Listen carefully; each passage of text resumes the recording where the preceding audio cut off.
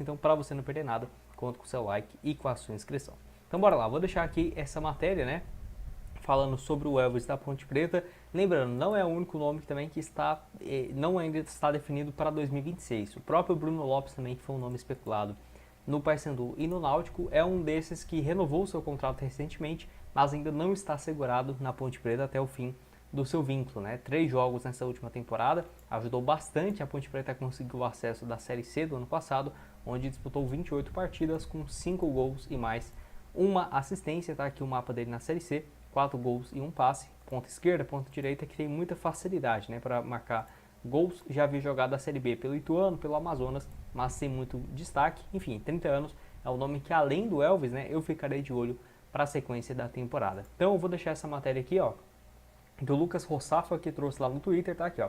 Elvis se despede de companheiros e está de saída da Ponte Preta. Meio campista deu adeus, né, aos jogadores, ainda nos vestiários, depois dessa derrota de 2-0, né, para o Capivariano.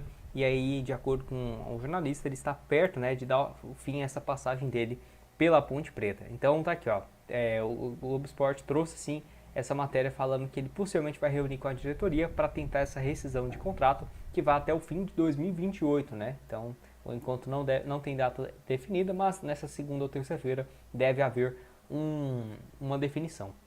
De acordo com o Globo Esporte, o relacionamento com a cúpula, né, da Ponte Preta se desgastou justamente por conta de vários atrasos salariais e também o transfer ban, né, que impede a inscrição de reforços e a sequência de promessas não cumpridas. E aí ele fala que depois de uma semana de fortes declarações do jogador, que ele já havia falado aqui, ó, preciso cobrar da diretoria porque passou da hora de cobrar os caras, né? Tinha até dia 8 para resolver e não resolveram. Chega, se quiserem me mandar embora, pode mandar, eu estou falando a verdade, disse o jogador antes desse jogo, né? Com a derrota para o Capivariano, então a tendência é que o Elvis não fica para o ano que vem. E olha que ele já é um ídolo na Ponte Preta desde 2022 no clube, mais de 150 jogos pela Ponte Preta e sempre com um desempenho bem interessante.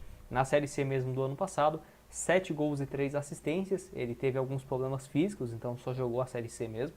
2024, 45 jogos, 5 gols e 9 assistências. 2023 também, uma média bem interessante de 15 participações, 14 participações em gols, e já conquistou acessos, né, da Série B para a Série A. Inclusive a última vez que ele estava no Goiás, né, ele até sobe com o Goiás para a Série A, ele não fica, volta para a Ponte Preta, mas tá aqui, ó, 2024 na Série B, Goiás e Ponte Preta, 32 jogos, ele marcou 3 gols e 6 assistências. 2023 pelo Goiás, 23 partidas, 1 gol e pela Ponte Preta, né, no caso.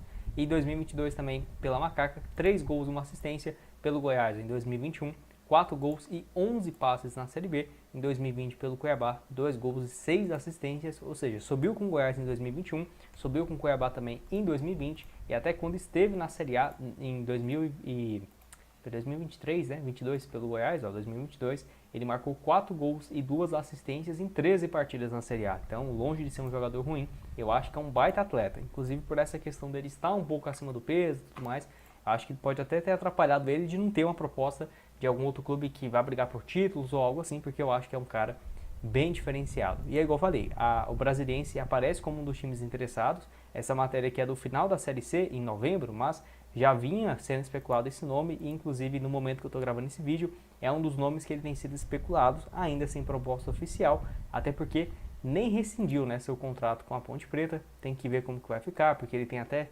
contrato até o fim de 2028. Certamente a Ponte Preta não queria, né, perder ele de graça, mas por conta de atrasos salariais e essa rixa aí com a diretoria, a tendência é mesmo que ele saia. Lembrando que até no Campeonato Paulista, tirando ano passado, que ele teve problemas físicos, ele sempre teve uma média muito interessante, né, de participações em gols. Pode deixar a sua opinião aqui sobre o Elvis, meio campista então, que vem de uma fase boa, né, na sua carreira. Se a gente pega aqui desde 2017, por todo o clube que ele passou, né, desde o CRB naquela época, ele sempre teve um destaque. Foi assim para o Criciúma, Oeste, Cuiabá, Goiás, Ponte Preta, agora nesses últimos 5 anos. Pode deixar a sua opinião aqui embaixo nos comentários. Falando de Ponte Preta, tem também um outro atacante que foi especulado, que é o G, 26 anos de idade. Eu até tinha comentado sobre esse nome, só que na época não era viável de imaginar, porque a Ponte Preta vinha pedindo uma compensação financeira e ele foi negociado, né, lá com o Göztepe da Turquia por 800 mil dólares, quase 4 milhões e 300 mil reais na cotação atual. E aí a Ponte Preta vai ficar com 1,5 milhão apenas, né, porque outros clubes igual Itapirense e um grupo de empresários tem outros percentuais do jogador. Valor baixo, mas assim, é um interessante para ver também que, mesmo não sendo um centroavante que viveu uma fase sensacional, ainda assim a Ponte Preta ganhou um valor, né, por essa venda. É algo que o Náutico poderia sim fazer tranquilamente com alguns dos seus atletas. Na Ponte Preta, no ano passado, somente 2 gols em 17 partidas. Destaque mesmo foi em 2023 e 2024. Naquela ocasião, inclusive com o técnico Hélio dos Anjos, tanto ele quanto o Elvis viviam uma fase muito boa, né? Naquela ocasião, 13 gols. Em 2024, 11 gols também. Foi especulado no Cruzeiro, Internacional e Santos, mas os clubes não estavam dispostos, né, a colocar um dinheiro tão alto, quase 5 milhões de reais. Foi a venda dele agora, sendo que em outros momentos ele esteve muito mais valorizado no mercado. Enfim, 26 anos, pode deixar sua opinião aqui embaixo. Esse clube aqui que tem comprado muitos jogadores, né? Recentemente até do próprio futebol nordestino, comprou o Jaderson do Vitória, acho que foi 8 milhões de reais. Não foi esse o perfil de contratação nesse início de ano, né? Nesse início de janela.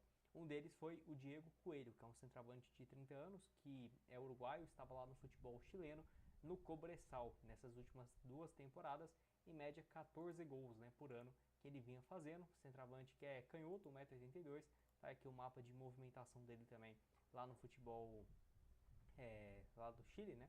28 jogos, 25 como titular, 12 gols e mais uma assistência. Bom nome, eu acho que assim, se chegasse poderia ser uma boa opção sim, mas vale lembrar, ele foi anunciado, né, pelo Audax italiano, que é um time que também lá do Chile, né, então um país que ele já está adaptado, um pouco maior do que o Cobresal, então já era de se esperar que ele iria para um clube grande do futebol chileno, e foi o que aconteceu.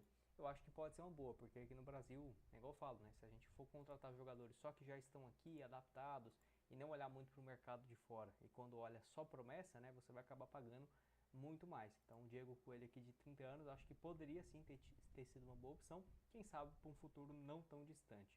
Lembrando que no futebol uruguaio, né, que é onde ele nasceu, ele passou na base do Nacional, chegou até a fazer algumas partidas no Nacional do Uruguai, se destacou mesmo foi rapidamente, né, no Boston River, uma rápida passagem no Defensor e no Cerro, no clube lá de Montevideo. Ele foi bem em 2021, foram 11 gols em 24 partidas, até ir para o Chile, onde já está indo para a sua 5ª temporada. Enfim, pode deixar sua opinião aqui embaixo.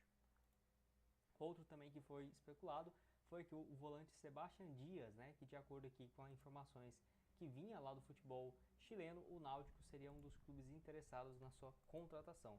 E assim, o que eu achei interessante, porque essa notícia veio de uma página que cobre esse clube aqui, ó, La Serena, do futebol chileno, e assim, colocou o Náutico e tudo mais como uma especulação, e não parece que não foi para ganhar like ou algo assim, porque já é um perfil antigo e que acabou fazendo esse post, e muitos torcedores do Náutico repercutindo naquela ocasião. Lembrando que ele tem a 2ª melhor média de desarmes da liga chilena. Ele é chileno, pode jogar aí como volante, um cara muito mais de marcação. E vale lembrar também, com 30 anos de idade, enfim, em reta final de contrato, vai até o final de 2026 com o La Serena. Tá aqui, ó, 2 últimas temporadas, um pouco mais de 60 partidas e uma assistência. Tá aqui o mapa de movimentação dele também na liga, dá pra ver claramente, né, que é um cara muito mais de marcação do que qualquer outra coisa.